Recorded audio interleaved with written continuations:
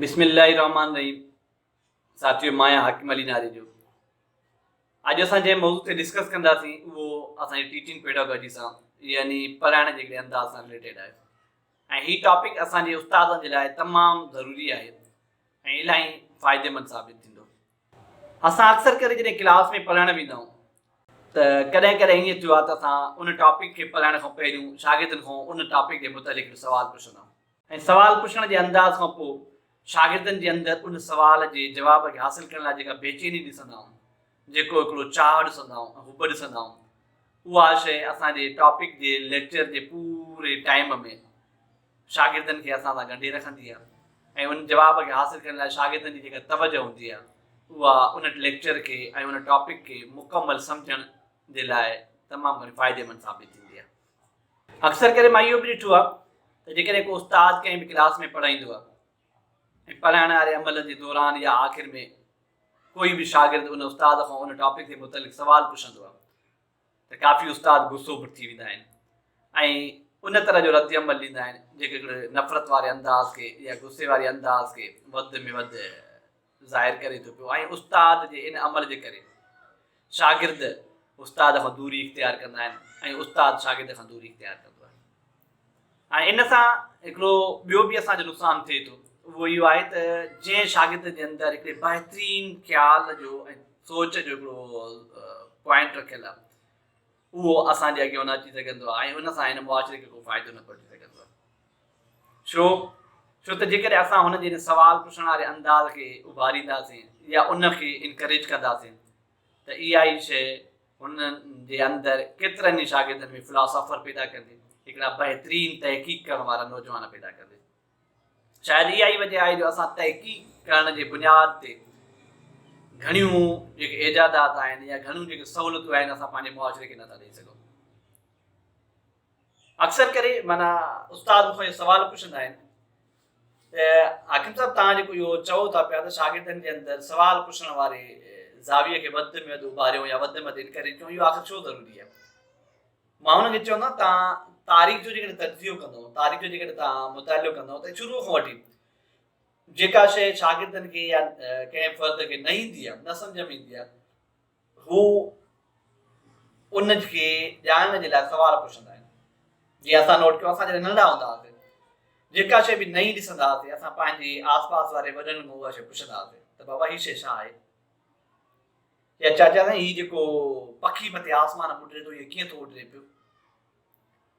या अमड़ जी जेका बिजलीअ जी तार ते मां पखी थो ॾिसां पियो इहो मरे ई नथो पियो, ईअं कीअं वेठो आहे हिते,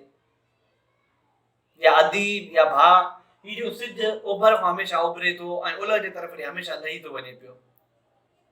इहो हमेशह इन ई रुख में छो थो ओभर खां उभरे ऐं ओलह जे तरफ़ ॾे करे ईअं छो नथो थिए ओलह खां सिज उभरे ऐं ओभर जे तरफ़ लही वञे। हाणे हीअ अहिड़ा सुवाल हूंदा आहिनि जेके हुननि जे ज़हन में सोच जे ज़ाविये खे वधि में वधि उभारींदा आहिनि, यानी अकुल ऐं फ़हम खे वधि में वधि उभारींदा आहिनि। हाणे इहा ई उहा शऊरी कैफ़ियत हुननि जे अंदरि ज़हन खे इस्तेमालु करण वारी सलाहियत ॾींदी आहे। तारीख़ गवाह आहे त आयोना जो रहवासी तालिस यानी जॾहिं यूनान में आयो हो त हुन हिकिड़ो सुवाल पुछियो त हीअ दुनिया छा मां ठही आहे। ऐं आयोना जो इहो मुफ़क्किर तालिस उहो पहिरियों शख़्स आहे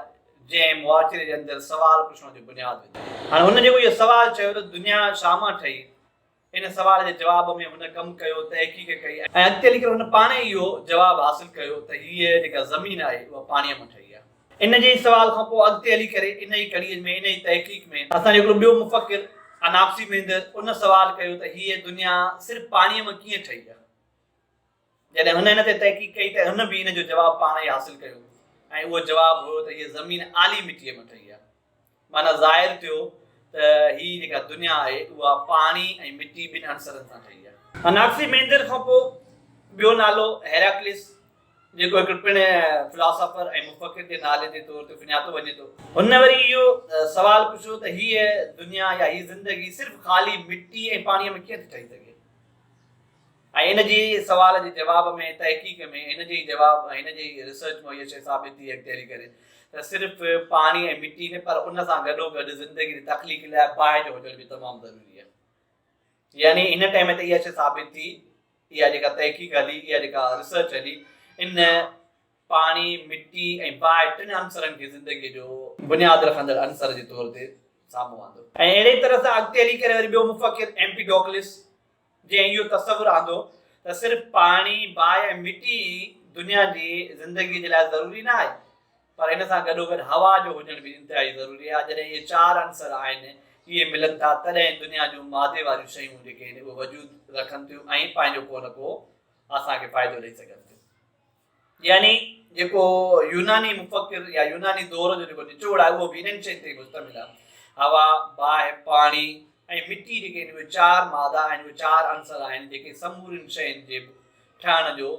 बुनियादु रखनि था या ठहण जो सबबु बणिजनि था। यानी इहो जेको सवाल पुछण जो जेको तसवुरु आहे, इहा ई दरअसल उहा कैफ़ियत आहे जेका असांजे अंदरि मुख़्तलिफ़ ख़्यालात खे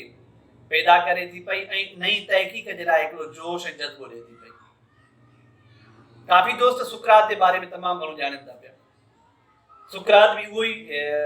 शख़्स आहे जंहिंखे हिकिड़े फ़िलासफ़र जे तौर ते सुञातो थो वञे, पर हुन इन शइ जो बुनियादु बि सवाल पुछण जे अंदाज़ सां रखियो हुयो। हू बि अक्सर करे माण्हुनि खां ऐं पंहिंजे उन अथेंस जे शहर जे रवासियुनि खां मुख़्तलिफ़ सवाल पुछंदो हुयो ऐं उन्हनि सवालनि जे जवाबनि खे हासिलु करण जे लाइ कोशिशि कंदो हुयो। ऐं इन तरह सां हुन जेकी सोच या जेके ज़ाविया या जेके नज़रिया दुनिया खे ॾिना, जेके अॼु बि उन जी फ़लसफ़े जी तहक़ीक़ में अहम किरदारु अदा कनि था पिया। अॼु छा जे करे असां हिन दुनिया जे अंदरि कोई अफ़लातून पैदा नथा करे सघूं, सुकरात पैदा नथा करे सघूं, या हिकिड़ो तहक़ीक़ वारो बहितरीन नौजवान नथा पैदा करे सघूं? छो त जेके उन्हनि जे अंदरि सोच वारा या ख़्यालात खे जोश ॾियण वारा जेके अंसर आहिनि, असां उन्हनि खे नंढे हूंदे ई तीबाड़े था छॾियूं पिया, नंढे हूंदे ई ख़तमु था करे छॾियूं पिया। कोशिशि कयो त जॾहिं बि असां पंहिंजे क्लास में कंहिं बि टॉपिक खे पढ़ाइण वञूं, पंहिंजे शागिर्दनि सां डायलॉग्स वारो गुफ़्तगू वारो तरीक़ो बि इख्तियार कयो। लेक्चर सां गॾोगॾु, पढ़ाइण सां गॾोगॾु, लिखण वारनि महल सां गॾोगॾु उन्हनि सां डिस्कशन्स पैनल रखूं, नंढा नंढा डायलॉग पैटर्न रखूं, ग्रुप डिस्कशन्स हुजनि, क्लास डिस्कशन्स हुजनि, पेयर डिस्कशन्स हुजनि, इंडिविजुअल डिस्कशन्स हुजनि। इहे जेके डिस्कशन्स जा पहलू हूंदा आहिनि, इहे दरअसल सवाल करण सां ई पैदा थियनि था ऐं सवाल करण जे अंदाज़ सां ई असां कंहिं न कंहिं जवाब जे कम जे लाइ हिकु साज़गार माहौल ठाहींदासीं। मुंहिंजी तमामु उस्तादनि खे गुज़ारिश आहे त हीअ जेके शागिर्दनि जे अंदरि सवाल पुछण वारो जेको ज़ावियो आहे, इन खे बजाए ख़तमु करण जे उन्हनि खे बहितर इनकरेज कयो वञे, बहितर उन्हनि खे उभारियो वञे त जीअं शागिर्द ईंदड़ टाइम में पंहिंजे अंदरि हिकु तमामु वॾा बहितरीन मुफ़किर पैदा कनि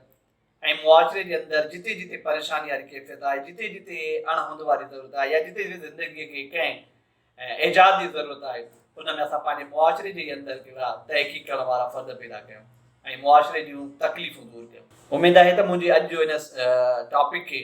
जंहिंमें मां ख़ासि तौर ते शागिर्दनि जे अंदरि या नौजवाननि जे अंदरि सवाल पुछण वारे ज़ाविये खे उभारण जे लाइ ज़ोर ॾिनो आहे या ज़ोर भरियो आहे, उस्ताद इन खे पंहिंजे हिन पढ़ाइण वारे अंदाज़ में बि अपनाईंदा ऐं शागिर्दनि खे इनकरेज कंदा। इंशाअल्लाह इन्हनि शयुनि मां असांजे मुआशरे खे ऐं असांजे मुल्क खे तमामु घणो फ़ाइदो साबित थींदो। इन्हनि चंद गुज़ारिशात सां गॾु मां पंहिंजे हिन मौज़ूअ खे कंप्लीट थो कयां, ख़तमु थो कयां। इंशाअल्लाह नेक्स्ट टाइम नेक्स्ट मौज़ू सां गॾु तव्हांजे साम्हूं पेश थींदासीं। तेसिताईं अल्लाह हाफ़िज़।